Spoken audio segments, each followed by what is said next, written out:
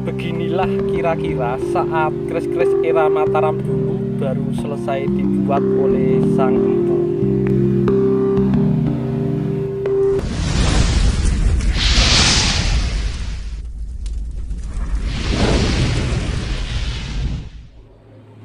Rahayu, Rahayu, Rahayu. Nah, ketemu lagi dengan saya Teddy Wahyono di channel Tempat Mengenal Keris dan Pusaka Nusantara lainnya dengan akal sehat dan hati terbuka. Nah, untuk kali ini saya akan membahas salah satu keris yang cukup indah juga ya. Jadi ini adalah salah satu karya Empu Haryo. Dan ini memang cukup unik karena ini bisa dibilang tidak memakai gaya Empu Haryo sendiri ya. Jadi gaya kerisnya lebih mengarah ke keris-keris era Mataram. Dan kalau teman-teman perhatikan termasuk gonjonya yang gonjo wulung nanti itu lebih ke keris era Mataram Senopaten ya. Cuma ini memang buatan sekarang ya, buatan sekarang. Tapi untuk dari segi garap itu termasuk istilahnya dan materi memang agak mirip ya. Cuman ini memang baru. Jadi teman-teman bisa bayangkan. Jadi kira-kira keris era Mataram Senopaten ketika baru dibuat itu ya paling tidak mirip seperti keris yang akan saya bahas ini ya. Dan ini memang pesanan salah seorang pecinta tosan aji juga ya. Jadi memang pesan keris dengan ricikan yang cukup lengkap juga ya. Nanti teman-teman bisa perhatikan sendiri ya.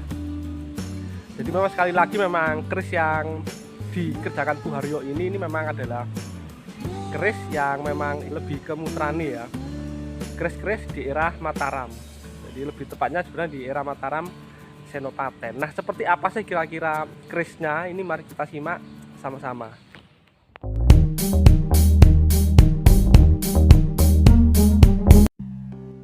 Nah, ini adalah detail warongko dari keris yang akan kita bahas ini ya. Jadi ini pendoknya ya, jadi pendok ukir. Jadi selorok dan bagian depan ukirannya. Nah, ini kayunya adalah salah satu kayu yang cukup langka ya, yaitu kayu Nogosari. Dan ini memang kayu-kayu bagus seperti ini memang biasanya tidak pernah dipernis atau dipletur gitu ya untuk mengkilapkannya ya. Jadi memang cuma digebek. Dan ini sebenarnya belum selesai gebeknya ya. Kalau digebek lagi itu bisa lebih mengkilap kayunya. Kalau ini bentuk bagian belakangnya ya. Ini bentuk bagian depannya. Nah, ini bentuk warongkonya ya, gaya ladrang Surakarta. Jadi memang kayu yang cukup bagus juga ini ya. Nah, kalau ini adalah detail bila kerisnya ya.